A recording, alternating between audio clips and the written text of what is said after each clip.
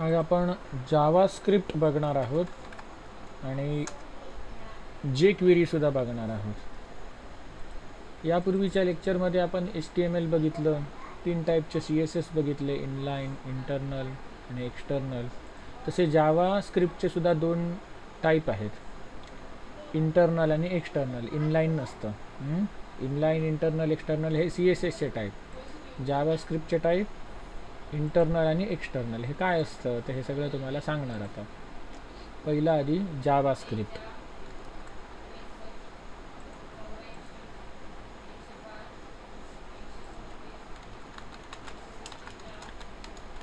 इथे एक मी normal HTML file बनवलेली आहे, जो आपण सुरुवातीला कोड घेतो तेवढा मी हा नॉर्मली कोड घेतलेला आहे. आता जावास्क्रिप्ट काय मदत करते तर जावास्क्रिप्ट जो कंटेंट आहे तो चेंज करायला देते HTML पेजचा. फॉर एक्झाम्पल, समजा मी एक ॲप्लिकेशन बनवलं किंवा एक वेब पेज बनवलं, ज्यामध्ये काय असणार, एक इथे टेक्स्ट बॉक्स असणार, आणखी एक इथे टेक्स्ट बॉक्स असणार आणि आणखी एक इथे टेक्स्ट बॉक्स असणार. 3 टेक्स्ट बॉक्स असणार आहेत. इथे लिहिलेलं असणार एंटर फर्स्ट नंबर, इथे लिहिलेलं असणार एंटर सेकंड नंबर, इथे लिहिलेलं असणार रिझल्ट, आणि खाली ॲड नावाचं बटन असणार. इथे समजा तुम्ही 10 टाकले आणि इथे समजा 5 टाकले आणि इथे ॲड बटनवरती समजा तुम्ही क्लिक केलं ॲडवर, तर 10 आणि 5 किती येणार, इथे 15 येणार.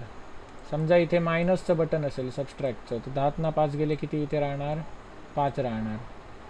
त्याच्यानंतर इथे समजा मल्टिप्लिकेशनचं एक बटन असेल, त्याच्यावरती क्लिक केल्यानंतर 10 5 50 होणार. कळलं?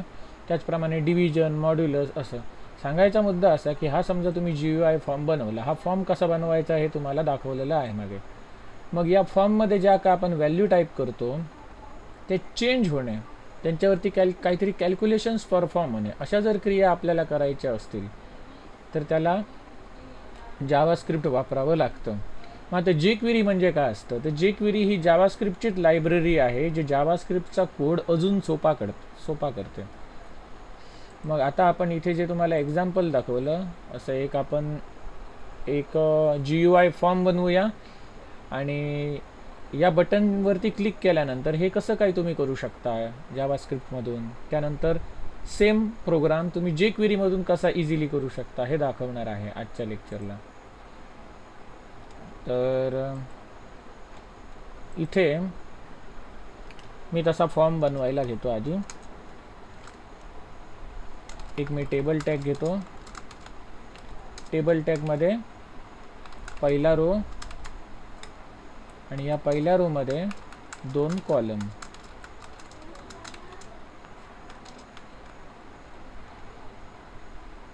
झालं. पहिल्या कॉलममध्ये इथे काय लिहितो, enter first number, enter first number असं लिहितो. याची अलाइन काय करतो, राईट करतो, अलाइन राईट. आणि हा जो त्याच्यासमोरचा जो काही त्याच्यासमोरची जी काही सेल असणार त्याच्यामध्ये मी एक इनपुट बॉक्स घेतो. Input type is equal to text box घेतो.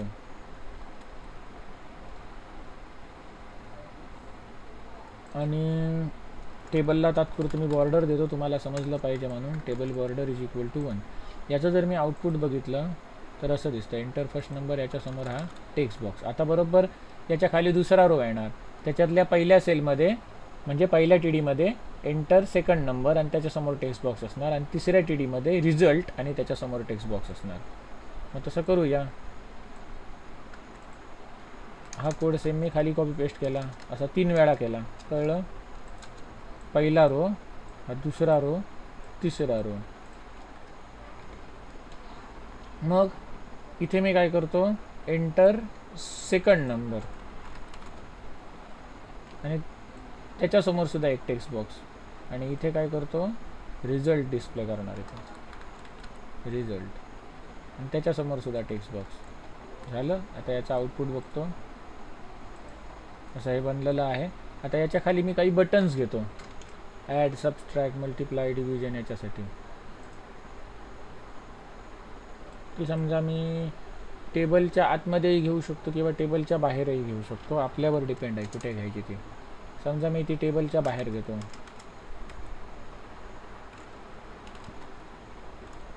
आता हे जे एलिमेंट्स आहेत इनपुट, हा फॉर्म टॅगच्या आतमध्येच टाकला पाहिजे असं कंपल्सरी नाही. विदाऊट युजिंग फॉर्म टॅग आपण तो वापरू शकतो, त्याच्यामधले एलिमेंट्स आपण ॲक्सेस वगैरे करू शकतो जावास्क्रिप्ट आणि jQuery वापरून. मग इथे मी काय करतो, input type is equal to button घेतो, कळलं. त्याच्यावरती व्हॅल्यू काय दिसली पाहिजे, ॲड. म्हणजे त्या बटनवरती लेबल काय दिसलं पाहिजे, ॲड झालं. आता याच्यावरती जराशी गॅप त्याने सोडली पाहिजे. मग गॅप सोडण्यासाठी आपण काय वापरतो, BR टॅग. काय वापरतो, BR, लाईन ब्रेक करण्यासाठी गॅप सोडली. आता हे जे ॲड बटन आहे, हे पूर्वी आपण इनपुट टॅग वापरून आपण हे क्रिएट करायचो. आता नवीन टॅग आला आहे, डायरेक्टली बटन नावाचा टॅग आला आहे. काय, बटन नावाचा, बटन/बटन. आणि याच्यामध्ये तुम्ही जे काही टेक्स्ट लिहिणार ते ॲज अ लेबल म्हणून दिसणार तुम्हाला, कळलं. सेम आउटपुट आलं. आता असंच मी काय करतो, आणखी काही बटन बनवतो. एक ॲडिशनसाठी, सबस्ट्रॅक्शनसाठी, मल्टिप्लिकेशनसाठी, डिव्हिजनसाठी आणि मॉड म्हणजे रिमाइंडर घेण्यासाठी. ॲडिशन, सबस्ट्रॅक्शन, मल्टिप्लिकेशन, डिव्हिजन आणि मॉड. आणखी एक बनवूया सगळे टेक्स्ट बॉक्स क्लिअर करण्यासाठी.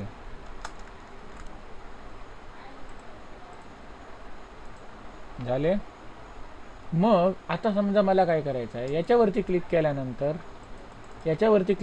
काहीतरी क्रिया घडली पाहिजे, याच्यावरती क्लिक केल्यानंतर काहीतरी क्रिया घडली पाहिजे, याच्यावरती क्लिक केल्यानंतर काहीतरी क्रिया घडली पाहिजे. असं जर करायचं असेल तर इथून आपण जावास्क्रिप्ट वापरणार. मग आणि ही जी बॉर्डर आहे ही मला घालवून टाकायची आहे, तर काय करणार, इथे बॉर्डर इज इक्वल टू 0 तरी लिहिणार किंवा हे बॉर्डर ॲट्रिब्यूट काढून टाकणार. बाय डिफॉल्ट ती बॉर्डर 0 असते. गेली. इथपर्यंत सगळ्यांना समजलं, इंटरफेस बनवला आहे तो. इथपर्यंत सगळ्यांना समजलं का, सबीना, विदिशा, गोपाळकृष्ण, प्राची, साधना, आयशा, समजलं.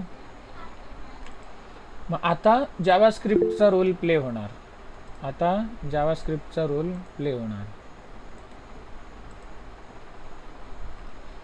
मग आता जावास्क्रिप्टचा कोड आपण कुठे लिहितो, जसं आपण हेड टॅगमध्ये CSSचा कोड टाकायचो, स्टाईल नावाच्या टॅगमध्ये, तसं जावास्क्रिप्टचा कोड आपण हेड टॅगमध्ये सुद्धा लिहू शकतो आणि बॉडी टॅगमध्ये सुद्धा लिहू शकतो. मग त्याच्यासाठी जसा CSSसाठी स्टाईल टॅग होता तसा जावास्क्रिप्टसाठी स्क्रिप्ट नावाचा टॅग असतो. काय, स्क्रिप्ट.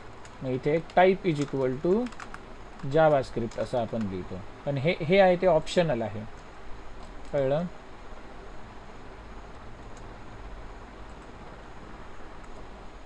आता या स्क्रिप्ट टॅगमध्ये आपण जावास्क्रिप्टचा कोड लिहिणार. मला काय करायचं आहे, जेव्हा मी या ॲड बटनला क्लिक करणार तेव्हा या पहिल्या टेक्स्ट बॉक्समधली त्याने व्हॅल्यू घेतली पाहिजे, दुसऱ्या टेक्स्ट बॉक्समधली व्हॅल्यू घेतली पाहिजे, दोघांची त्यांनी बेरीज केली पाहिजे आणि या तिसऱ्या टेक्स्ट बॉक्समध्ये त्याने दाखवली पाहिजे. मग इथे आपल्याला जावास्क्रिप्टची हेल्प पडणार. सध्या आपण जो इंटरफेस बनवलेला आहे तो असा इंटरफेस बनवलेला आहे आणि या बटनला क्लिक केल्यानंतर काहीतरी कॉल व्हायला पाहिजे. काहीतरी म्हणजे काय, तर ते फंक्शन कॉल व्हायला पाहिजे. मग फंक्शन म्हणजे काय, तर function is a set of statements which is executed whenever invoked म्हणजेच काय, कॉल केलं जातं तेव्हा. मग असं एखादं फंक्शन समजा मला बनवायचं असेल, मग फंक्शनला मी नाव काय देतो, काहीतरी नाव देतो, समजा वेलकम नाव दिलं. मग फंक्शनचा हा सिंटॅक्स झाला फंक्शन डिफाईन करायचा. फंक्शन म्हणजे काय असतो, ब्लॉक ऑफ कोड. या दोन कर्ली ब्रॅकेटच्या मध्ये जो काय मी ब्लॉक ऑफ कोड लिहिणार तो एक्झिक्यूट होणार. कधी एक्झिक्यूट होणार, जेव्हा मी वेलकम हे फंक्शन कॉल करणार तेव्हा. फंक्शनचं नाव काय, वेलकम. हे गोल ब्रॅकेट काय आहेत, हे गोल ब्रॅकेट पॅरामीटर्ससाठी आहेत. ह्याचं एक आपण एक्झाम्पल बघूया. मी आता काय लिहितो इथे, console.log असं लिहितो आणि इथे लिहितो वेलकम सिंगल कोटमध्ये. सिंगल कोट म्हणजे ही काय झाली स्ट्रिंग. इथे डबल कोट सुद्धा वापरू शकता.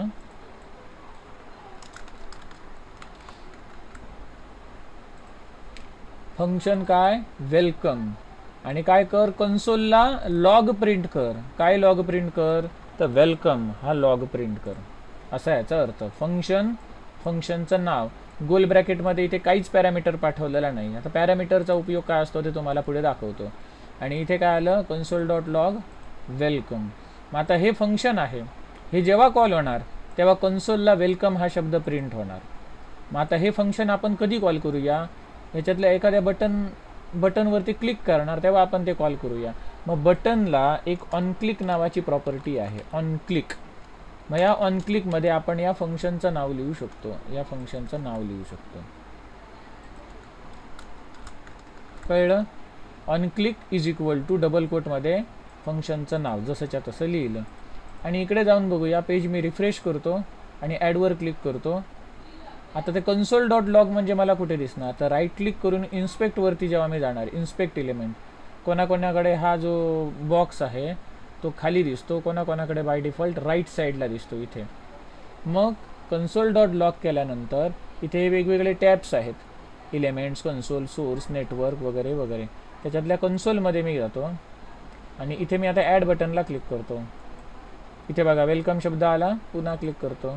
2 वेळा वेलकम, 3 वेळा वेलकम, 4 वेळा वेलकम. कळलं?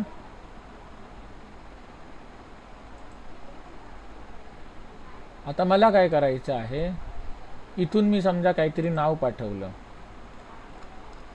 सिंगल कोटमध्ये काय पाठवतो, तन्वी हे नाव पाठवतो. आणि इकडून जे काय नाव पाठवलं जाणार, नेम, इथून जे काय नाव पाठवलं जाणार ते मला प्रिंट करायचं आहे इथे. याला जोडायचं आहे, जोडण्यासाठी प्लस वापरतो आणि नेम, जे काही नेम असेल ते. इथे जे काही नेम येईल ते इथे प्रिंट कर. वेलकम डबल कोट इथे सुरू झाला, इथे संपला. इथे स्पेस का ठेवली, कारण याला जे काही नेम पुढे सोडलं जाणार त्याच्यामध्ये स्पेस पाहिजे, नाही तर वेलकम आणि इथे जे काही नेम असणार त्याच्यामध्ये स्पेस राहणार नाही, चिकटून दिसणार. मग आता हे पेज रिफ्रेश करतो आणि ॲडला क्लिक करतो. तर काय आलं बघा, वेलकम तन्वी. कळलं? आता मला असं नुसतं वेलकम तन्वी नको आहे, मी या टेक्स्ट बॉक्समध्ये जे नाव टाकणार ते वेलकम आणि त्याच्या पुढे जोडलं गेलं पाहिजे. मग आता टेक्स्ट बॉक्सची व्हॅल्यू मी कशी घेऊ शकतो, तर त्याच्यासाठी मला त्या टेक्स्ट बॉक्सला ID द्यावा लागेल. आता हे 3 टेक्स्ट बॉक्स आहेत, हा पहिला, हा दुसरा आणि हा तिसरा. मग मी आता पहिल्याला एक ID देतो, ID नावाची प्रॉपर्टी. तो ID तुम्ही कुठेही लिहा, टाईपच्या अगोदर लिहा, नंतर लिहा. ही जी काही ॲट्रिब्यूट्स आणि व्हॅल्यू देतात त्यांना काही एक सिक्वेन्स पाहिजे ठराविक, असं काही नाही. कुठलंही ॲट्रिब्यूट तुम्ही कुठेही लिहू शकता. ID इज इक्वल टू त्याला T1 नावाचा देतो, T1 ID दिला. जसं प्रत्येकाला एक ID असतो ना, आधार कार्ड नंबर असतो जो रिपीट होत नाही, युनिक असतो प्रत्येकासाठी. युनिक म्हणजे नॉन रिपीटेबल, डुप्लिकेट असू शकत नाही, त्याला युनिक म्हणतात. T1 हा एक त्याला ID दिला. मग यांना सुद्धा ID देऊन टाकूया. याला देऊया T2 आणि याला देऊया T3. ID दिले तिघांना. आता आम्ही इथे काय करतो, इथे मी काय म्हणतो की नाव कोणाचं डिस्प्ले व्हायला पाहिजे, तर या T1 नावाच्या टेक्स्ट बॉक्समध्ये जे काही टाईप केलेलं ते नाव डिस्प्ले व्हायला पाहिजे. मग T1 नावाच्या टेक्स्ट बॉक्समधली व्हॅल्यू मी कशी मिळवू शकतो, तर त्याच्यासाठी डॉक्युमेंट नावाचा कीवर्ड आहे. डॉक्युमेंट म्हणजे काय, संपूर्ण तुमचं हे HTML डॉक्युमेंट समजा. डॉक्युमेंट डॉट, या डॉक्युमेंटची एक मेथड आहे म्हणजे फंक्शन आहे, get element by ID. ID वरून इलिमेंट घे, ID वरून इलिमेंट शोध. कुठला ID, त्याचे डबल कोटमध्ये देतो T1. T1 नावाचा ID कोणाला तरी दिलेला आहे याच्यामध्ये, म्हणजे तो शोधून काढणार कोणाला T1 नावाचा ID दिला आहे, तर या टेक्स्ट बॉक्सला दिलेला आहे. मग या टेक्स्ट बॉक्समधली जी काय व्हॅल्यू असणार ती घे, असा याचा अर्थ. सॉरी इथे व्हॅल्यू नाही, इथे या टेक्स्ट बॉक्समधली व्हॅल्यू असणार ती घे. आणि ही व्हॅल्यू घेऊन काय कर, ती एका व्हेरिएबलमध्ये स्टोअर कर. ती एका व्हेरिएबलमध्ये स्टोअर कर. नेम नावाच्या व्हेरिएबलमध्ये स्टोअर केली. T1 नावाच्या टेक्स्ट बॉक्समधली व्हॅल्यू नेम नावाच्या एका व्हेरिएबलमध्ये स्टोअर केली. व्हेरिएबल म्हणजे काय असतं? Variable is a container representing memory location that hold some value. Variable आहे कंटेनर असतो. कंटेनर म्हणजे काय? एखादा डबा समजा, त्या डब्यामध्ये आपण काहीतरी ठेवतो, वस्तू ठेवतो, लाडू ठेवतो, खाद्यपदार्थ ठेवतो. तसंच नेम नावाच्या या कंटेनरमध्ये आपण त्या टेक्स्ट बॉक्समध्ये टाईप केलेली व्हॅल्यू ठेवणार आणि ती जी काय व्हॅल्यू असणार ती इथे वेलकमच्या पुढे जोडली जाणार. मग आता इथून आपल्याला ते नाव घ्यायची गरज नाही. इथे वेलकम नुसताच राहणार, इथे सुद्धा वेलकम, पॅरामीटर नाही इथे. हां, आता मी सेम प्रोग्राम मी रन करतो. इथून बघा काही येत नाही वेलकमच्या पुढे. हां, तेच आता मी इथे टाईप करतो, ॲडला क्लिक करतो. वेलकम काय आलं? गोपाळकृष्ण.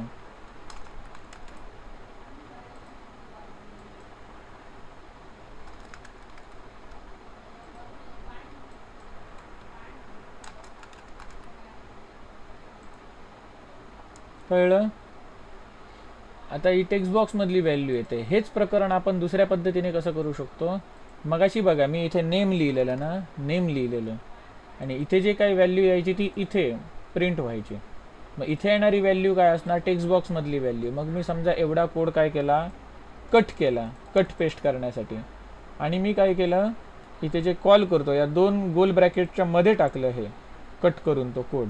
म्हणजे काय? Document dot get element by ID dot value. तर काय होतं बघा, इथे डबल कोट इथे सुरू झाला आहे, तो इथे संपला आहे असं दाखवायचं आहे ना. त्याला काय वाटतं? डबल कोट इथे सुरू झाला आहे, तो इथे संपला आहे की काय असं वाटतं. म्हणून जे T1चे जे काही कोट्स आहेत ते डबल कोट न ठेवता आपण काय करूया? सिंगल कोट करूया. मग तो एरर दाखवणार नाही. झालं? आता मी काय केलं? वेलकमच्या आतमध्ये या गोल ब्रॅकेटच्या मध्ये काय पाठवलं? Document dot get element by ID T1 dot value. हे जसंच्या तसं पाठवलं आणि ह्याची जी काही व्हॅल्यू असणार त्या टेक्स्ट बॉक्समध्ये टाकलेली ती या व्हेरिएबलमध्ये येणार आणि ती इथे वेलकमला जाऊन अटॅच होणार. सेम आउटपुट येणार इथे. बघा काहीच नाही. आता इथे मी करतो, आलं?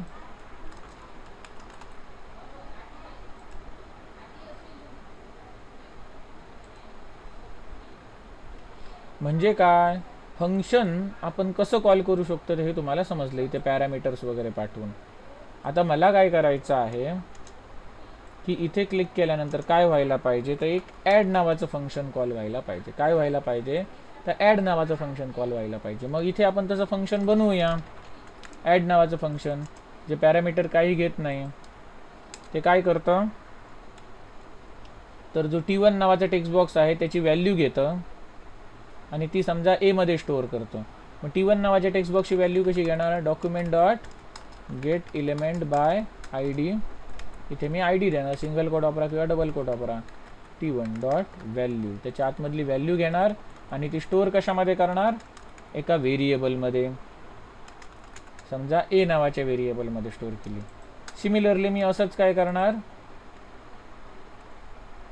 B व्हेरिएबलमध्ये व्हॅल्यू स्टोअर करणार. Document dot get element by ID T2 मधली व्हॅल्यू स्टोअर करणार. हां, ही करताना लक्षात ठेवा इथे तुम्ही T2 ID दिलेला पाहिजे, नाही तर तो शोधत बसणार. T2 नावाचा ID पहिला टेक्स्ट बॉक्स कुठे आहे त्याला तो सापडणार नाही. मग काहीतरी होणार नाही तुमचं काम, एरर येणार त्या ठिकाणी. झालं? आता मला काय करायचं आहे? Where C is equal to A plus B असं मला करायचं आहे. A आणि B दोघांची बेरीज C मध्ये स्टोअर कर आणि ही जी काही बेरीज आहे ती मला आता इथे कन्सोल डॉट लॉगमध्ये प्रिंट करून बघायची आहे. इथे आता वेलकम आहे त्या ठिकाणी मी काय लिहितो? ॲडिशन इज असं लिहितो आणि इथे व्हॅल्यू कोणाची प्रिंट करतो? C ची व्हॅल्यू प्रिंट करतो. इथे पेज रिफ्रेश करतो. इथे मी काय करतो? 10 टाकतो, इथे 5 टाकतो आणि जेव्हा मी ॲडला क्लिक करणार तेव्हा किती येणार सांगा बघूया? सांगा पटापट. जेव्हा मी आता 10 आणि 5 इथे टाकले आणि ॲड बटनला क्लिक करणार तेव्हा कन्सोलला खाली किती प्रिंट होणार? अरे सांगा. 15. विदिशा तुझं मत काय आहे? जावास्क्रिप्ट झालं आहे ना तुम्हाला? किती प्रिंट होणार? लवकर सांग.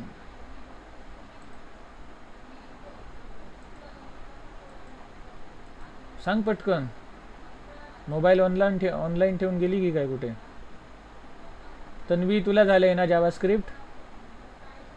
सांग. ॲड बटनला क्लिक करणार तेव्हा किती प्रिंट होणार? सबीना, साधना, चुकलं तरी चालतं, सांगा.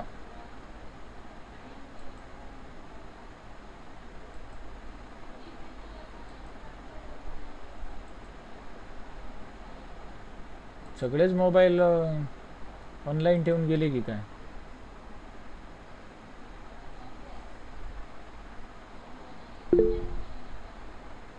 Tanvi Kadam, repeat question. Okay. मी आता या ॲड बटनला क्लिक केल्यानंतर हे ॲड नावाचं फंक्शन कॉल होतं आणि हे ॲड नावाचं फंक्शन मी इथे वरती डिफाईन करून ठेवलं आहे. याच्यामध्ये काय केलं आहे, T1 नावाच्या टेक्स्ट बॉक्समधली व्हॅल्यू A या व्हेरिएबलमध्ये स्टोअर केली, T2 नावाच्या टेक्स्ट बॉक्समधली व्हॅल्यू B या व्हेरिएबलमध्ये स्टोअर केली, C या व्हेरिएबलमध्ये A आणि B ची सम स्टोअर केली, A+B, आणि C ची व्हॅल्यू मी कन्सोलला प्रिंट करतोय. हां, मग इथे मी T1 टेक्स्ट बॉक्समध्ये 10 टाकले, T2 मध्ये 5 टाकले आणि ॲड बटनला क्लिक करणार तेव्हा कन्सोलला किती प्रिंट होणार?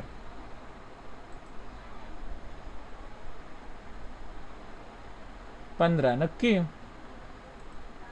गोपाळकृष्णाने आन्सर दिलं 105. नक्की? तन्वी तुझं सांग. तुला काय वाटतं 105 आन्सर काय येऊ शकतं? तन्वी सांग.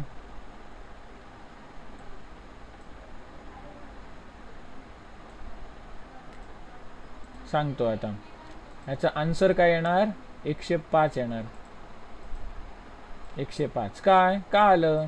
कारण 10 म्हणजे किती? 10 प्लस त्याने त्याच्या पुढे काय जोडले? त्याने 5 जोडले. मग 10 आणि याच्या 10च्या पुढे जर 5 जोडले तर काय दिसणार? 105च दिसणार. बरोबर?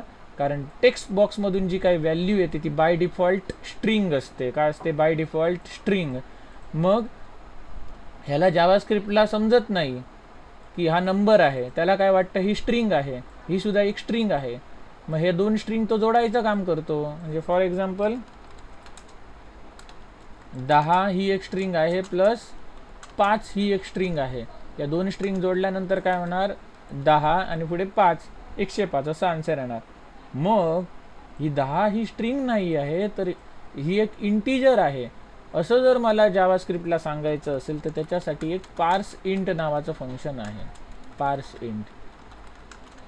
मग त्या पार्स इंट नावाच्या फंक्शनला आपण जर ती स्ट्रिंग व्हॅल्यू पास केली तर त्याचं रूपांतर तो काय करतो? खऱ्या इंटिजरमध्ये करतो. याचं काय होणार? 10 होणार प्लस याचं रूपांतर काय होणार? 5 मध्ये होणार. कळलं ना? म्हणजेच काय येणार? 10 + 5 आणि मग आन्सर किती येणार? 15 येणार. पार्स इंट नावाचं फंक्शन आहे जे काय करतं? स्ट्रिंगचं रूपांतर इंटिजरमध्ये करतं. तसंच सेम पार्स फ्लोट नावाचं फंक्शन आहे. जर फ्लोटिंग पॉईंट नंबर असेल म्हणजे डेसिमल पॉईंट तर त्याचं रूपांतर फ्लोटमध्ये करणार. डबल कोटमध्ये म्हणजे स्ट्रिंग जर असेल जी फ्लोटिंग पॉईंट नंबर इंडिकेट करतं तर त्याचं रूपांतर तो फ्लोटमध्ये करणार. मग हे इंटिजर फ्लोट म्हणजे हे सगळं काय असतं? तर ते काय झाले? डेटा टाईप्स झाले. आता डेटा टाईप म्हणजे काय? तर पहिली गोष्ट म्हणजे व्हेरिएबल म्हणजे काय ते आपण बघितलं. It is a container that hold some value. तो एक कंटेनर आहे ज्याच्यामध्ये आपण काहीतरी व्हॅल्यू स्टोअर करतो. हा जो कंटेनर असतो म्हणजे व्हेरिएबल असतो ते एक मेमरी लोकेशन रिप्रेझेंट करतं ज्याच्यामध्ये ही व्हॅल्यू स्टोअर केली जाते. म्हणून it is a container representing memory location that hold some value. कुठल्याही प्रोग्रामिंग लँग्वेजचा इंटरव्ह्यू असेल ते व्हेरिएबल म्हणजे काय विचारलं तर ही डेफिनेशन लिहायची. Variable is a container representing memory location that hold some value. वेगवेगळ्या पुस्तकांचा अभ्यास करून मी हे डेफिनेशन बनवलेली आहे. वेगवेगळ्या प्रोग्रामिंगच्या पुस्तकांचा अभ्यास करून. तर आता डेटा टाईप म्हणजे काय? तर डेटा टाईप म्हणजे it is a type of data being stored in variable. Variable हा कंटेनर आहे ज्याच्यामध्ये आपण काहीतरी व्हॅल्यू स्टोअर करतो. जसं एखाद्या कंटेनरमध्ये डब्यामध्ये आपण लाडू स्टोअर करतो, पण लाडवाचे सुद्धा वेगवेगळे टाईप आहेत ना. रव्याचा लाडू असतो, बेसनाचा लाडू असतो, शेंगदाण्याचा लाडू असतो, तिळाचा लाडू असतो. मग रवा, बेसन, शेंगदाणा, तीळ हे काय झाले, त्या लाडवाचे टाईप. तसेच डेटा टाईप म्हणजे काय, या कंटेनरमध्ये म्हणजे या व्हेरिएबलमध्ये आपण जो डेटा स्टोअर करतो त्या डेटाचा टाईप म्हणजे डेटा टाईप. मग तो डेटा कसा आहे, न्यूमरिक टाईपचा आहे की अल्फाबेटिकल आहे. अल्फाबेटिकल म्हणजे ABCD वाला, न्यूमरिक म्हणजे नंबरवाला. मग त्यानुसार डेटा टाईप ठरतात. मग त्याच्यात इंट हा एक डेटा टाईप झाला, इंट किंवा इंटिजर, जो रिप्रेझेंट केला जातो इंट या कीवर्डने. इंटिजर म्हणजे ह्याच्यामध्ये काय येतं, इंटिजर म्हणजे काय, तर 0, 1, 2, 3 अँड सो ऑन हे सगळे येतात. त्याचप्रमाणे -1, -2, -3 अँड सो ऑन हे सगळे काय झाले, इंटिजर झाले. त्याच्यानंतर फ्लोट, महत्त्वाचे डेटा टाईप सांगतो. फ्लोटमध्ये काय येतात, फ्लोटिंग पॉईंट नंबर म्हणजे काय, 0.01, 1.05 किंवा 2.30, 3 किंवा 3.3, -3.33, -2.52 काही असू शकतं. हे जे पॉईंटवाले जे नंबर आहेत, फ्लोटिंग पॉईंटवाले नंबर आहेत, त्यांना काय म्हणतात, फ्लोट म्हणतात. त्याच्यानंतर एक कॅर असतं. कॅर म्हणजे काय, कॅरेक्टर, जो सिंगल कोटमध्ये A किंवा सिंगल कोटमध्ये B अप टू Z पर्यंत हे काय झाले, कॅरेक्टर. याच्यामध्ये स्पेससुद्धा असतं. हां, याच्या आतमध्येच काही लिहिलं नाही म्हणजे हे स्पेससुद्धा हे कॅरेक्टर झाले. त्याच्यामध्ये जर @ सारखे सिम्बॉलसुद्धा आले, हे काय झाले, कॅरेक्टर्स. त्यानंतर येतं ते स्ट्रिंग. स्ट्रिंग म्हणजे काय असतं, जे डबल कोटमध्ये आपण लिहू शकतो. या सगळ्यांचं कॉम्बिनेशन, ABC हे कॅरेक्टर वगैरे झाले, @ सारखे सिम्बॉल आले, 1, 2, 3 ह्याच्यामध्ये डॉटसुद्धा वापरू शकतो. या सगळ्यांचं कॉम्बिनेशन म्हणजे काय, स्ट्रिंग. कळलं. मग जसे लाडवाचे वेगवेगळे टाईप असतात, रव्याचा लाडू, बेसनाचा लाडू, शेंगदाण्याचा लाडू, तिळाचे लाडू, तसेच जो डेटा आपण या कंटेनरमध्ये व्हेरिएबलमध्ये स्टोअर करतो त्याचेसुद्धा टाईप असतात. न्यूमरिक डेटा टाईप कुठले, इंटिजर आणि फ्लोट हे फेमस डेटा टाईप आहेत. आणि टेक्स्च्युअल अल्फाबेटिकल डेटा टाईप कुठले आहेत, कॅरेक्टर, स्ट्रिंग. कॅरेक्टर आणि स्ट्रिंगमध्ये फरक काय, कॅरेक्टरमध्ये एकच व्हॅल्यू, इथे बघा सिंगल लेटर स्टोअर होतं आहे, A किंवा B किंवा C किंवा Z किंवा @ किंवा स्पेस या टाईपचे सिम्बॉल. पण स्ट्रिंगमध्ये काय, या सगळे @ सारखे सिम्बॉल, ABC, मल्टिपल व्हॅल्यूज आपण ॲट अ टाईम स्टोअर करतो इथे, multiple letters at a time इथे आपण स्टोअर करतो आहे. कॅरेक्टरच्या असे मल्टिपल कॅरेक्टर्स आपण इथे स्टोअर करतो आहे आणि ते डबल कोटमध्ये इन्क्लोज करतो आहे.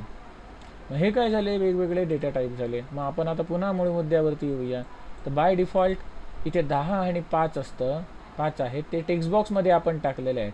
आणि टेक्स्ट बॉक्समधून जेव्हा आपण एखादी व्हॅल्यू घेतो, काय वापरून, document.getElementById वापरून, तेव्हा ती बाय डिफॉल्ट स्ट्रिंग असते. स्ट्रिंग म्हणजे काय, ही डबल कोटवाली व्हॅल्यू. म्हणजे स्ट्रिंगमध्ये जर तुम्ही असे 10 असेल प्लस स्ट्रिंगमध्ये 5 असेल तर याचा आन्सर काय येणार, 10च्या पुढे 5 जोडले जाणार. मग जर मला काय करायचं आहे, हे 10 आणि 5 आहेत याचं रूपांतर मला इंटिजरमध्ये करायचं असेल तर मी काय करणार, पार्स इंट नावाचं फंक्शन वापरणार, त्याच्यामध्ये ही व्हॅल्यू टाकणार. ते सुद्धा पार्स इंट नावाचं फंक्शन वापरून त्याच्यामध्ये ही व्हॅल्यू टाकली तर इथे आन्सर काय येणार, 10 आणि 5 15 हे आन्सर येणार. कळलं. जर फ्लोटिंग पॉईंट नंबर असले असते तर 10.2 आणि इथे 5.3 असे जर असले असते तर इथे आन्सर काय येणार, 10.2 5.3 असं आन्सर येणार. डायरेक्टली आपण बेरीज केली तर फक्त हे जोडून टाकणार, 2 स्ट्रिंग प्लस ऑपरेटर आहे, कॉन्कॅटनेशन ऑपरेटर म्हणजे दोघांना जोडणारा ऑपरेटर. दोघांना जोडणे म्हणजे कॉन्कॅट करणे, असं आउटपुट येणार. पण मला काय आन्सर आलं पाहिजे, 10.2 + 5.3 किती येणार, 10 आणि 5 15 2 आणि 3 5, 15.5 हे आन्सर यायला पाहिजे. मग इथे काय होणार 10.2, इथे काय होणार 5.3. मग याचं रूपांतर, आता ही फ्लोटिंग पॉईंट नंबर आहेत ना, पॉईंटवाले नंबर, मग मी इथे पार्स इंटच्या ऐवजी पार्स फ्लोट लिहिणार, पार्स इंटच्या ऐवजी पार्स फ्लोट लिहिणार. मग इथे आन्सर काय येणार 15.5 असा आन्सर येणार. मग आता इथे आउटपुटमध्ये आन्सर 105 काय येतं हे सगळ्यांना समजलं का? आउटपुटमध्ये हे 105 आन्सर का आलं हे सगळ्यांना समजलं? आयशा, चैताली, प्राची, सबीना, साधना, तन्वी, विदिशा. हां सर. तर आता मला काय केलं पाहिजे, इथे इंटिजर किंवा फ्लोटिंग पॉईंट नंबर जो कोणी आपल्याला असेल त्याला काय केलं पाहिजे, कन्वर्ट केलं पाहिजे. स्ट्रिंगमधून आपल्याला त्याला कन्वर्ट केलं पाहिजे फ्लोटमध्ये किंवा इंटिजरमध्ये. आधी मी तुम्हाला इंटिजरमध्ये कन्वर्ट करून दाखवतो. कसं करणार, जी काही स्ट्रिंगची व्हॅल्यू असते ती मी गोल ब्रॅकेटमध्ये ॲज अ पॅरामीटर म्हणून पाठवणार, पार्स फ्लोट किंवा पार्स इंट या फंक्शनला. पहिलं पार्स इंटचं करून दाखवतो. ही जी सगळी व्हॅल्यू आहे, एवढा जो सगळा पार्ट आहे तो मी कशामध्ये टाकणार, पार्स इंट या फंक्शनच्या आतमध्ये ॲज अ पॅरामीटर म्हणून सोडणार. मग हा सुद्धा सगळा कट केला आणि पार्स इंटच्या मध्ये टाकणार, या दोन गोल ब्रॅकेटच्या मध्ये टाकणार. कळलं? इथून इथपर्यंत इथे टाकला. आता जर मी सेम कोड रन केला, रिफ्रेश केलं, इथे 10 दिले, इथे 5 दिले आणि ॲडवर क्लिक केलं, तर ॲडिशन इज 15 येत आहे बघा. इथे मी 20 केलं आणि इथे 25 केलं, ॲडिशन इज 45 येते. आता मला काय करायचे, ही जी ॲडिशन इथे कन्सोलला डिस्प्ले होते ना, तीच मला काय करायची आहे, इथे डिस्प्ले करायची आहे रिझल्ट या टेक्स्ट बॉक्समध्ये. मग रिझल्टचा जो टेक्स्ट बॉक्स आहे त्याला आपण आय डी काय दिला आहे, ते T3 नावाचा आय डी दिला आहे. मग इथे आता console.log ह्याच्याऐवजी मी काय करणार, इथे document.getElementById, आय डी काय आहे त्याचा T3 dot value. Same to same जे इथे आहे तेच मी इथे लिहिलं, फक्त T1 T2च्या जागेवरती T3 लिहिला. आता हिची डॉट व्हॅल्यू मेथड होती, त्याच्याऐवजी मी काय करणार, डॉट इनर HTML वापरणार. पण आधी व्हॅल्यू वापरून होत आहे काय बघूया. ही व्हॅल्यू, याला मी व्हॅल्यू कोणती असाइन करतो, सी ही व्हॅल्यू असाइन करतो. सी ही व्हॅल्यू कोणाला असाइन करते, याला असाइन कर. उजव्या बाजूची व्हॅल्यू डाव्या बाजूला असाइन होते, हा असाइनमेंट ऑपरेटर आहे. इज इक्वल टू उजव्या बाजूची व्हॅल्यू ही डाव्या बाजूच्या व्हेरिएबलला किंवा जे काही असेल त्याला हे असाइन करतो. इथे आधी बघूया एवढं काम करतंय का, 10, 5 आणि इथे ॲडला क्लिक करतो, आले 15. असं जर येत नसेल तर कधी कधी इथे एक इनर HTML नावाची प्रॉपर्टी आहे, ही सुद्धा वापरली जाते.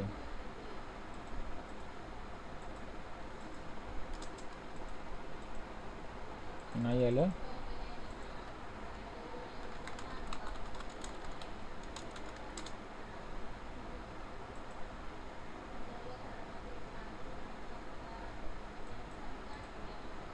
ही इनर HTML प्रॉपर्टी कोणासाठी वापरली जाते, टेक्स्ट बॉक्ससाठी नाही. टेक्स्ट बॉक्ससाठी व्हॅल्यू प्रॉपर्टी वापरली जाते. समजा याच्या खाली जर समजा एक H1 टॅग असला असता किंवा पॅराग्राफ टॅग असला असता, समजा आपण एक H1 टॅग देऊया, त्याला कलर देऊया रेड, कलर कोलन रेड, आणि या H1 टॅगमध्ये, या H1 टॅगला आपण एक ID देऊया, ID इज इक्वल टू काय देऊया, टेक्स्ट देऊया. आता या टेक्स्ट हा ID ज्या H1 टॅगला दिलेला आहे त्याच्यामध्ये मला हे आन्सर डिस्प्ले करायचं आहे. तर मी काय करणार, इथे सेम document.getElementById, इथे काय करणार टेक्स्ट. समजा मी इथे डॉट व्हॅल्यू केलं आणि इथे सी लिहिलं, तर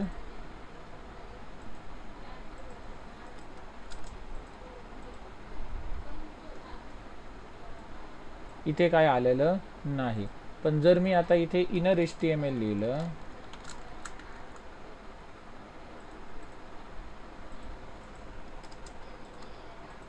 तर मात्र इथे 15 आले. कळलं?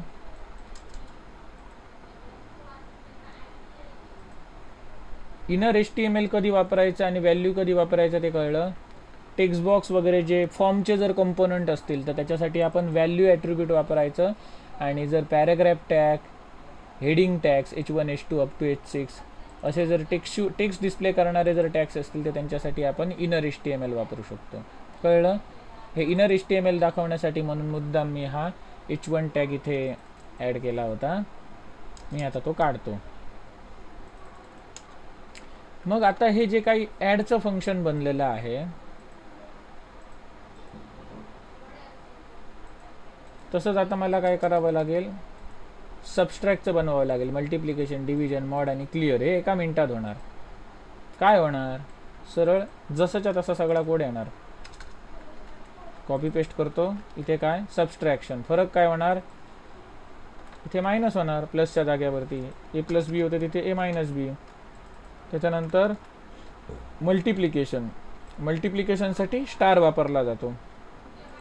त्याच्यानंतर डिव्हिजन, डिव्हिजनसाठी स्लॅश वापरला जातो. त्याच्यानंतर मॉड म्हणजे काय, रिमाइंडर, रिमाइंडरसाठी पर्सेंटेज वापरला जातो, ऑपरेटर पर्सेंटेज सिम्बॉल वापरला जातो. रिमाइंडर म्हणजे काय, डिवाइड केल्यानंतर जो खाली एला बीने डिवाइड केल्यानंतर जो खाली रिमाइंडर उरतो, बाकी उरते ते, ती सी मध्ये स्टोअर होणार आणि ती डिस्प्ले होणार. आता ही जी काही फंक्शन बनवलेली आहेत, ॲड हे फंक्शन हे कधी कॉल होतं, जेव्हा मी या बटनवरती ऑन क्लिक करतो तेव्हा ॲड नावाचं हे फंक्शन कॉल होतं. फंक्शनला मेथडसुद्धा म्हणतात, ॲड नावाची मेथड कॉल होते. सिमिलरली आता सबस्ट्रॅक्शन, मल्टिप्लिकेशन, डिव्हिजन आणि मॉडसाठी सुद्धा आपण इथून हे देऊया, ऑन क्लिक इव्हेंट देऊया. ऑन क्लिक याच्यावरती जेव्हा मी ऑन क्लिक करणार तेव्हा काय होणार, सबस्ट्रॅक्ट हे फंक्शन कॉल होणार.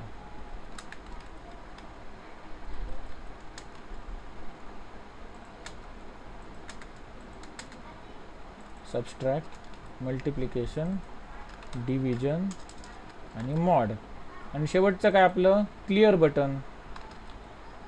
क्लिअर बटनसाठी एक आपण फंक्शन लिहूया, क्लिअर नावाचा समजा फंक्शन, जे आपण डिफाईन केलेलं नाही. Function clear. हां, इथे जे काही तुम्ही नाव देणार तेच नाव इथे असलं पाहिजे, हां, नाहीतर एरर येणार. मग क्लिअर फंक्शन काय करणार, तीनही टेक्स्ट बॉक्स आहेत ते क्लिअर करून टाकणार. हा टेक्स्ट बॉक्स आहे तो क्लिअर करून टाकायचा आहे. म्हणजे सिंगल कोट दिले मग समजा, नुसते सिंगल कोटमध्ये काहीच नाही दिलं म्हणजे तो काय झाला, क्लिअर झाला. असे मला 3 टेक्स्ट बॉक्स करायचे आहेत क्लिअर. कुठले कुठले 3, तर T1, T2 आणि T3. कळलं? एवढं करून मी आता हा कोड रन करतो. रिफ्रेश केलं, इथे टाकले 10, इथे टाकले 3.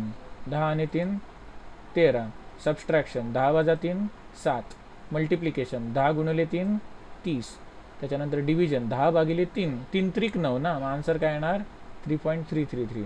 आणि रिमाइंडर काय उरणार, 10ला जर आपण 3ने भागलं, 3 त्रिक 9 आणि रिमाइंडर काय उरणार 1, 1 उरणार रिमाइंडर 1.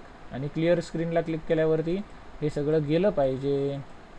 क्लिअरला क्लिक केल्यावरती एक्सप्रेस देऊन बघूया.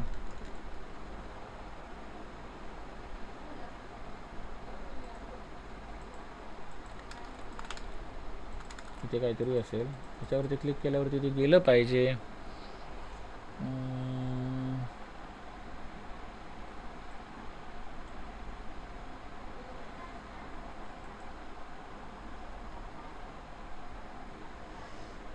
त्याच्यावरती काय पर्याय आहे,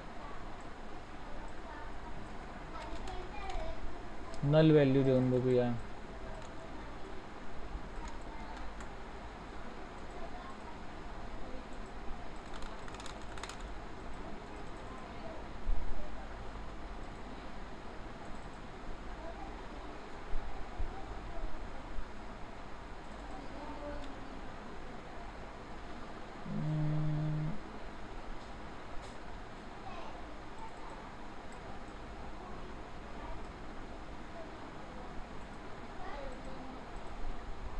बघूया हां जरा नेटवर HTML टेक्स्ट बॉक्स जावा script clear text box.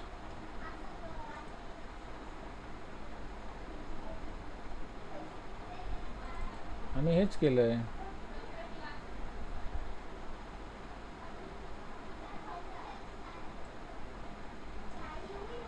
Logic आपलं बरोबर आहे. पहिलं हेच केलेलं होतं. सिंगल कोटच्या जागेवरती डबल कोट टाकून बघूया.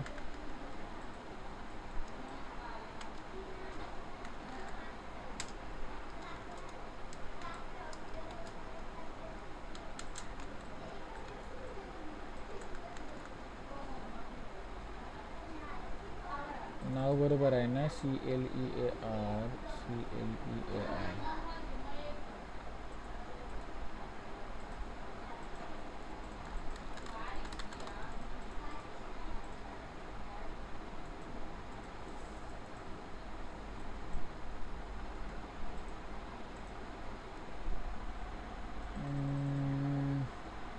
हे क्लिअर फंक्शन कॉल होते की नाही हे जर मला चेक करायचं असेल तर क्लिअर फंक्शनच्या पहिल्या लाईनमध्ये मी console.log टाकू शकतो किंवा एक अलर्ट नावाचं एक फंक्शन आहे याच्यामध्ये मी काहीतरी लिहिलं समजा फंक्शन किंवा क्लिअर फंक्शन कॉल्ड असं लिहिलं.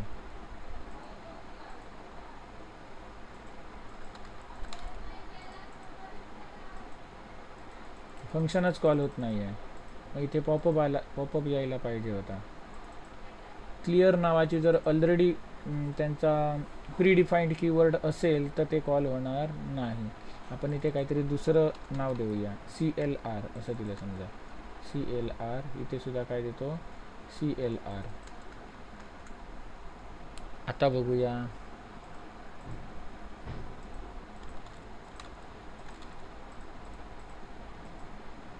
आता फंक्शन कॉल होतोय. हा जो पॉपअप येतोय त्याला काय म्हणतात अलर्ट म्हणतात. काय अलर्ट हा कशामुळे आला तर या लाईनमुळे आला अलर्ट. मग असं जर मला युजरकडून जर इनपुट घ्यायचं असेल तर त्याच्यासाठी प्रॉम्प्ट अलर्टच्या ऐवजी प्रॉम्प्ट कीवर्ड वापरणार. बघा इथून मी आता याला इनपुट देऊ शकतो. कळलं. हे इनपुट आहे ते मला एखाद्या व्हेरिएबलमध्ये स्टोअर करायचं असेल तर व्हेअर इथे मी एखाद्या व्हेरिएबलचं नाव घेतो एक्स नावाच्या व्हेरिएबलमध्ये हे स्टोअर केलं आणि हे जे एक्स नावाच्या व्हेरिएबलमध्ये जे स्टोअर केलं ते मला कन्सोलला प्रिंट करायचं असेल समजा console.log यू हॅव एंटर्ड आणि इथे प्लस करून एक्स जोडतो. इथे एक्स हा जोडण्यासाठी प्लस हा जोडण्यासाठी वापरतात. लेफ्ट साईडचा कंटेंट म्हणजे लेफ्ट साईडची स्ट्रिंग आणि राईट साईडचा कंटेंट तो जोडतो म्हणून याला कॉन्कॅटनेशन ऑपरेटर सुद्धा म्हणतात. इथे रिफ्रेश केलं आणि क्लिअर बटनला क्लिक केलं. इथे मी टाईप करतो अक्षय ओके मारलं तर यू हॅव एंटर्ड अक्षय आलं. परत क्लिक करतो इथे टाईप करतो मंदार ओके करतो तर इथे यू हॅव एंटर्ड मंदार आलं. म्हणजे युजरकडून इनपुट घेणारा जो पॉपअप असतो तो आपण कसा घेऊ शकतो प्रॉम्प्ट वापरून.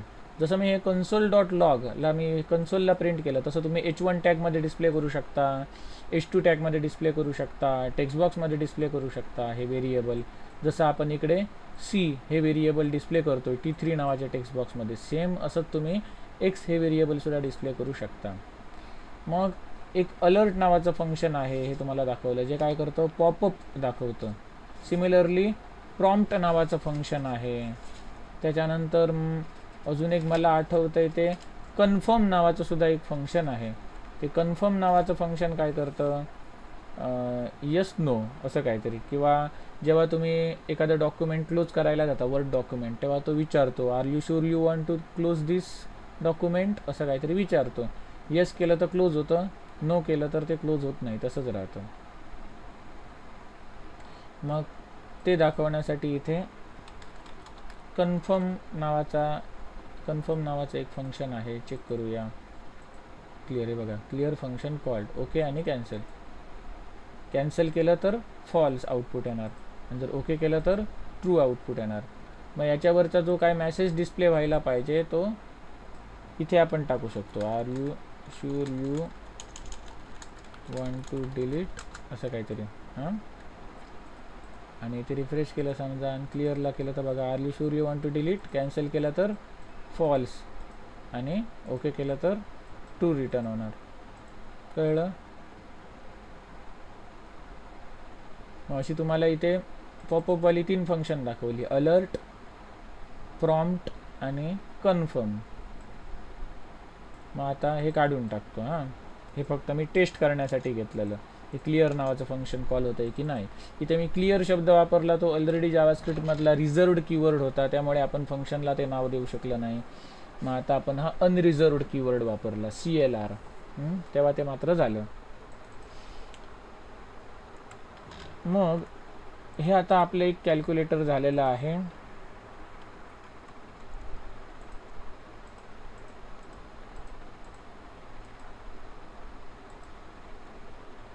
अजूनही पॉपअप कसा दिसतो, रिफ्रेश केला,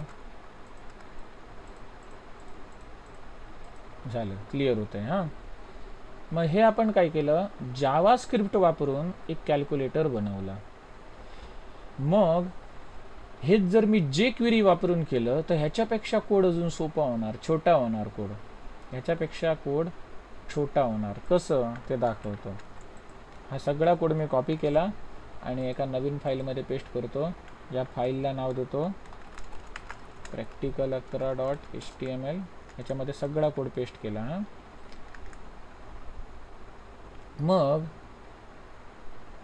मी आता इथे jQuery वापरणार. jQuery म्हणजे काय आहे, तर jQuery म्हणजे जावाची एक ही लायब्ररी आहे, जी वापरून जावाची लायब्ररी नाही. हां, jQuery ही जावास्क्रिप्टची लायब्ररी आहे, जी वापरून हे कोड जे आहेत ते आपण आणखी स्मॉलर बनवू शकतो.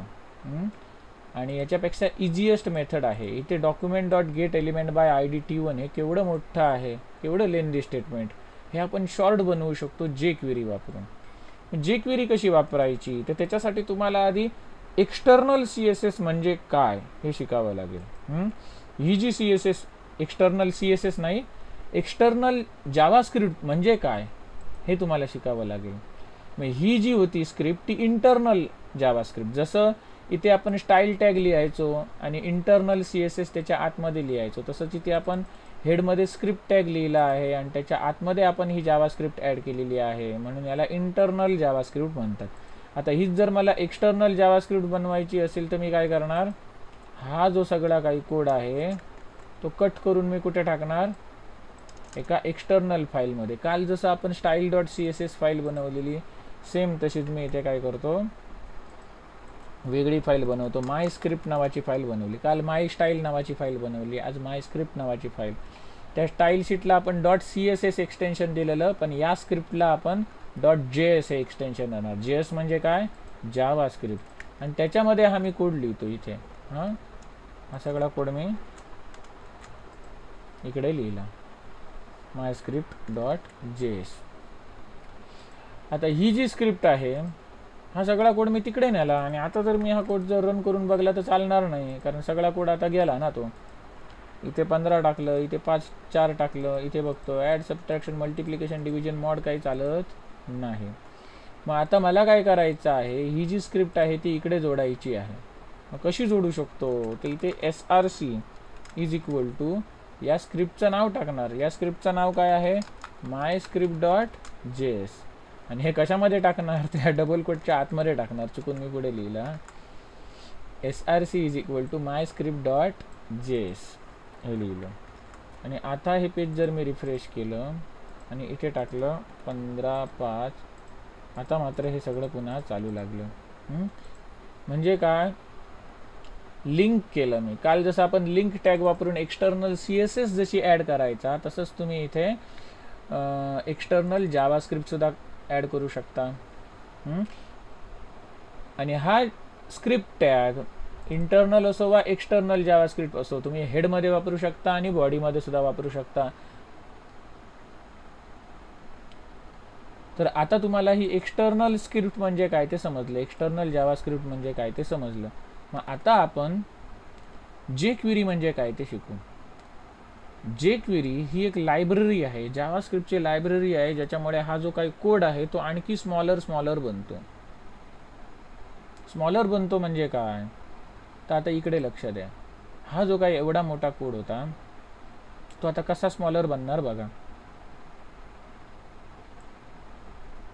हे सगळं जाणार. T1 मधली मला व्हॅल्यू पाहिजे होती ना, तर मी ती कशी घेणार, मी डॉलर गोल ब्रॅकेटमध्ये इथे सिंगल किंवा डबल कोटमध्ये T1 डॉट व्हॅल. म्हणजे काय, T1 नावाचा एक टेक्स्ट बॉक्स असेल किंवा आणि कोणताही एक कंपोनंट असेल त्याच्यामधली व्हॅल्यू घे आणि ए या व्हेरिएबलमध्ये स्टोअर कर. डॉलर गोल ब्रॅकेटमध्ये T1 इथे हॅश लावायचा. हा हॅश कशासाठी, काय रिप्रेझेंट करतो, ID. म्हणजे या फॉर्ममध्ये किंवा या GUI मध्ये असा एक कंपोनंट आहे ज्याला ID T1 दिलेला आहे, त्याची व्हॅल्यू ए मध्ये स्टोअर कर, असा याचा अर्थ. बरोबर. मग ह्या लाईनचा सुद्धा सेम अर्थ होता. मग ह्याच्यातली छोटी लाईन कुठली आहे, सोपी कुठली आहे, हे आहे ना. मग jQueryमध्ये असे शॉर्ट कोड झालेले आहेत, त्याच्यामुळे जावास्क्रिप्टचा कोड आहे तो खूप छोटा छोटा बनतो. सिमिलरली मी इथे काय करणार, डॉलर गोल ब्रॅकेटमध्ये हॅश T2 डॉट व्हॅल. झालं. C is equal to A plus B. आता मला डिस्प्ले करण्यासाठी हे एवढं मोठं मी असं लिहायचं. याच्याऐवजी मी आता काय करणार, ही व्हॅल्यू मला कोणाला सेट करायची आहे, तर T3 ला सेट करायची आहे. डॉट व्हॅल, आणि या व्हॅलच्या गोल ब्रॅकेटमध्ये मी C लिहितो. कळलं. हे आता ॲड नावाचं फंक्शन जसं मी बनवलं तशीच आता ही बाकीची फंक्शन बनणार. इथे काय होणार, मायनस. इथे काय होणार, मल्टिप्लिकेशन. इथे काय होणार, डिव्हिजन. इथे काय होणार, पर्सेंटेज वाला ऑपरेटर. आणि इथे काय होणार, डॉलर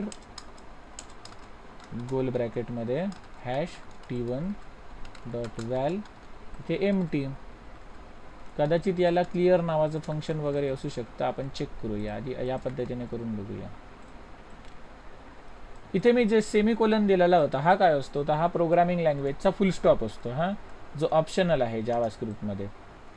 तो दिला काय, नाही दिला काय चालतं. आपण कोड सोपा बनवण्यासाठी आपण ते काढून टाकले. T1 T2 आणि T3 हे तीनही टेक्स्ट बॉक्स आहेत ते एम्प्टी कर, असा याचा अर्थ. मग अशापेक्षा कोड हा सोपा बनला की नाही. आता मी रन करतो पेज. इथे टाकले 10, इथे टाकले 5. आता इथे ॲड बटनला क्लिक केल्यानंतर ॲड सबस्ट्रॅक्ट मल्टिप्लिकेशन डिव्हिजन काही चालत नाही. तुम्ही जर आता बघला तर एरर आलेला असेल.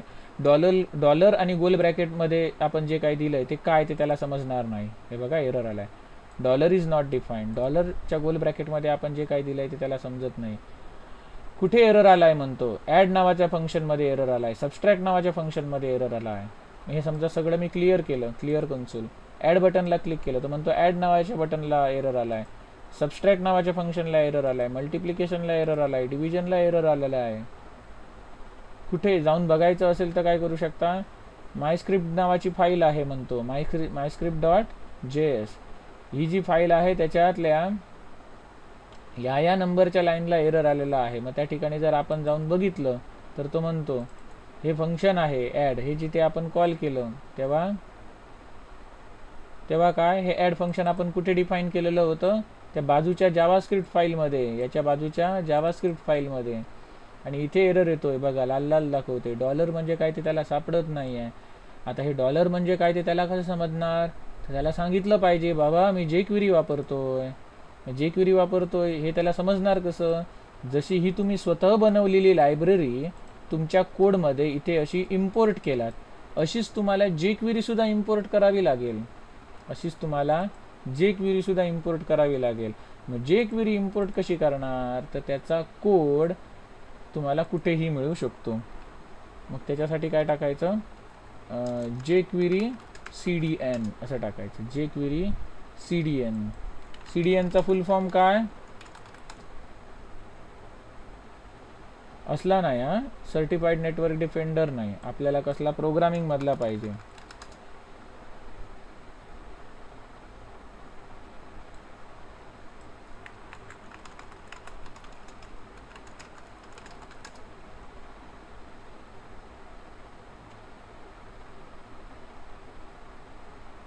अरे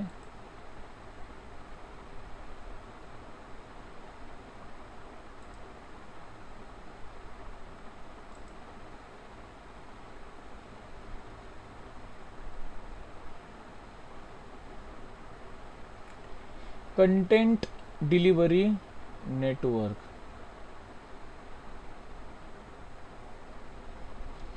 मग हे काय असतं?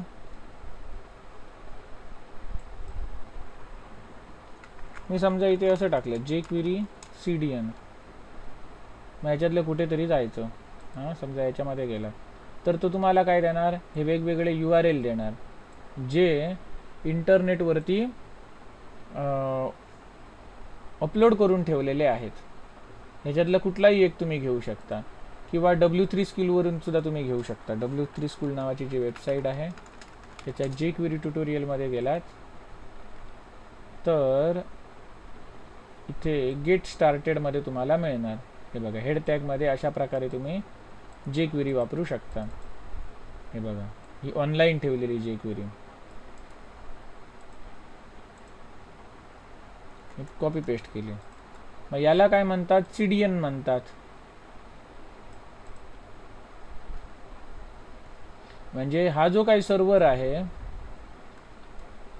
ajax.googleapis.com, ajax.googleapis.com, हा जो काही पाथ आहे याच्यावरती jQuery main नावाची एक फाईल आहे जिचं एक्सटेन्शन .js आहे. जसं आपण याचं एक्सटेन्शन JS दिला आणि हा कोड लिहिला आहे तसाच कोड आहे त्या ठिकाणी. तो जर आपल्याला बघायला जर तुम्ही गेलात तर घाबरून जाणार.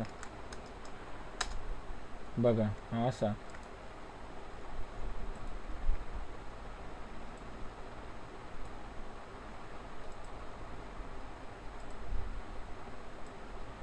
हा जर मी इथून कॉपी केला आणि इकडे जर समजा पेस्ट केला तर तो सगळा एका लाईनमध्ये गेला. किंवा इथे ब्राउझरमध्ये गेलो आणि जावास्क्रिप्ट ब्युटिफायर म्हणून टाकलं, त्याच्यामध्ये तो कोड समजा मी पेस्ट केला आणि ब्युटिफाय कोडवर क्लिक केलं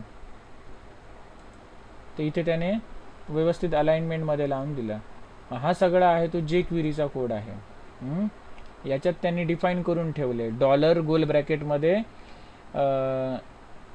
T1 जर टाकलं तर त्याचा अर्थ काय? तर document.getElementById T1 असं त्यांनी शॉर्टमध्ये सगळं सोपं करून ठेवलेलं आहे jQuery वाल्याने.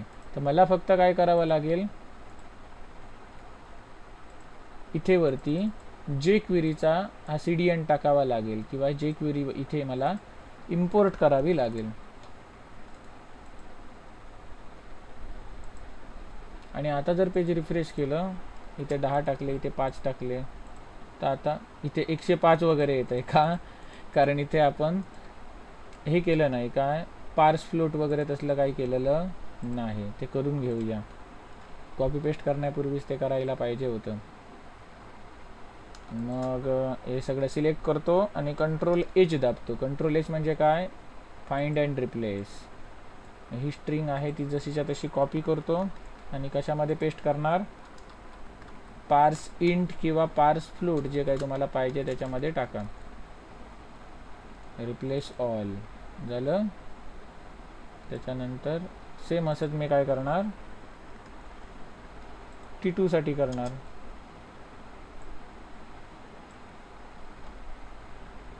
रिप्लेस ऑल 10-5 झालं. सेम आउटपुट मिळतं आणि आपला कोड पहिल्यापेक्षा कमी झालेला आहे. कळलं ना? म्हणजे पहिला आपला कोड कसा होता? पहिला आपण लिहिलेला कोड सुरुवातीला असा होता, बरोबर.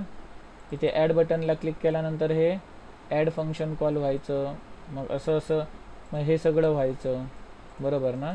ह्याचं आउटपुट बघूया.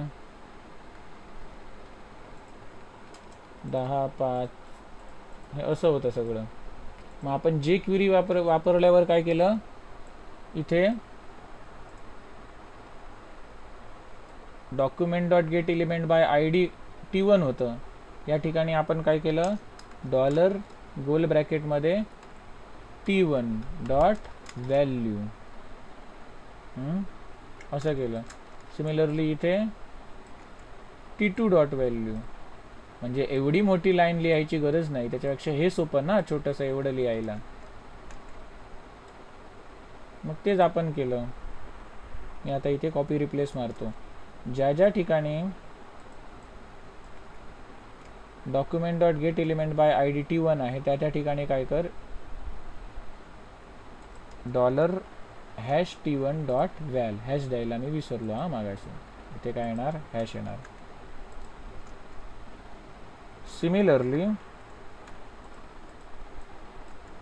T2 साठी कर. झालं. आता हा कोड अपडेट झाला. आता हे सुद्धा करून टाकूया ना.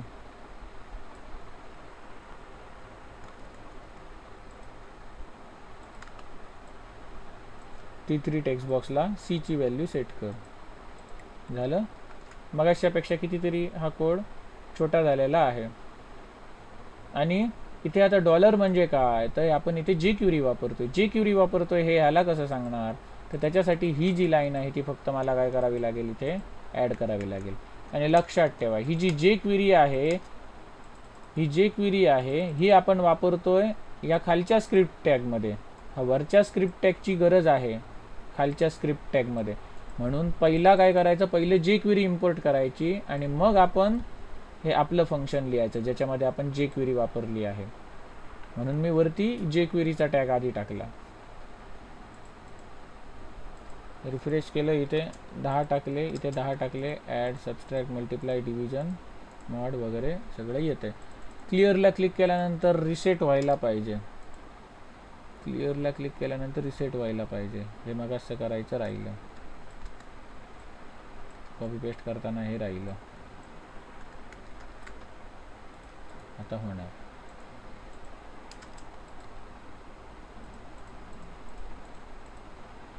अरे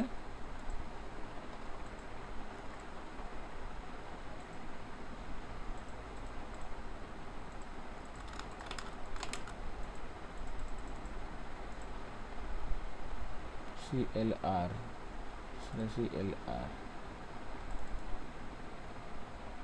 हां, हे असं येणार नाही. याच्याऐवजी याच्या आतमध्ये येणार. कारण काय, व्हॅलच्या आतमध्ये C टाकला तर C ची व्हॅल्यू दिसते आणि व्हॅलच्या आतमध्ये जर आपण अशी रिकामी जागा टाकली तर काय होणार, काहीच दिसणार नाही, त्यामध्ये एम्प्टी दिसणार. आता चालणार आहे बटन. मग अशा प्रकारे आपण जे क्वेरी बघितलेली आहे. मग जावास्क्रिप्टचा कोड हा पहिला कसा होता बघा. सगळं मी अंडू करतो. पहिला असा होता, मोठा मोठा कोड दिसायचा. मग जे क्वेरीची आपण फक्त इथे एक लाईन इम्पोर्ट केली आणि हा कोड कसा करून टाकला, असा करून टाकला. कळलं, छोटा करून टाकला. मग ही आता जी जे क्वेरीची फाईल आहे, जी तुम्हाला मगाशी ब्युटिफाय करून दाखवली, ही फाईल सर्व्हरवरती स्टोअर्ड आहे.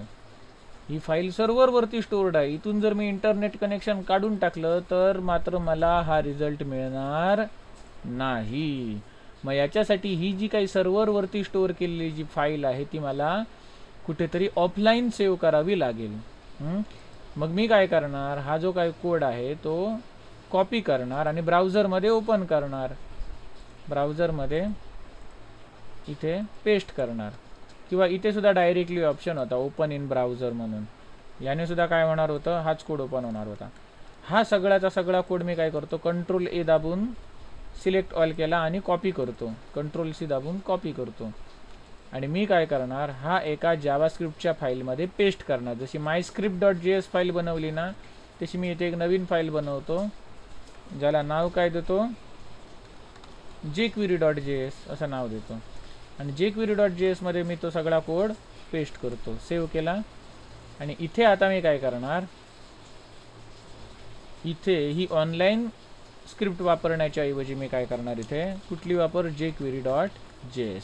मग jQuery.js कुठे डिफाईन केलेली असली पाहिजे, जिथे आता आपण कोडिंग करतोय प्रॅक्टिकल नंबर 11 याच फोल्डरमध्ये असली पाहिजे jQuery.js, तर ती त्याला डिटेक्ट होणार. जर ती वेगळ्या ड्राईव्हमध्ये असेल, वेगळ्या फोल्डरमध्ये असेल, समजा डी ड्राईव्हमध्ये असेल, त्याच्यातल्या न्यू फोल्डरमध्ये असेल, तर तुम्हाला तसा तो पाथ दिला पाहिजे. आता इथे असं स्लॅश कुठला येणार, फॉरवर्ड स्लॅश, बॅकवर्ड स्लॅश कुठला येणार, तर हे तुम्ही कसं घेऊ शकता, तर इथून पाथ निवडायचा, जो काही पाथ आहे तो इथून निवडायचा आणि तो कॉपी पेस्ट करायचा. कळलं? अशा प्रकारे त्या फाईलचा पाथ देऊ शकता. सेम डिरेक्टरीमधल्या असेट नावाच्या फोल्डरमध्ये असेल तर स्लॅश असेट्स असंही वापरू शकता. आता सध्या सेम डिरेक्टरीमध्ये आहे म्हणून मी इथे फक्त काय लिहितो, jQuery.js एवढं सेव्ह केलं. आणि समजा हे कॅल्क्युलेटर मी आता वापरायला गेलो तरी हे होतं आहे. आता जर मी नेट इथून डिस्कनेक्ट केलं तरी ही jQuery माझी चालणार, कारण ती आता ऑफलाईन सेव्ह करून ठेवला आहे मी सगळा jQueryचा कोड. जो ऑनलाईन वापरत होतो तोच मी आता ऑफलाईन स्टोअर करून ठेवला आहे.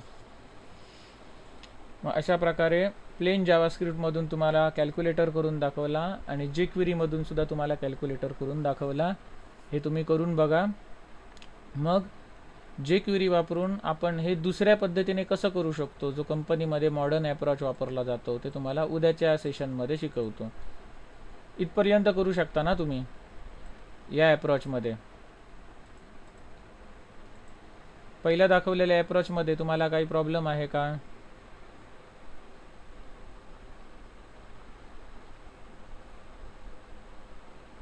हां, ठीक आहे. मीटिंग लीव करू शकता.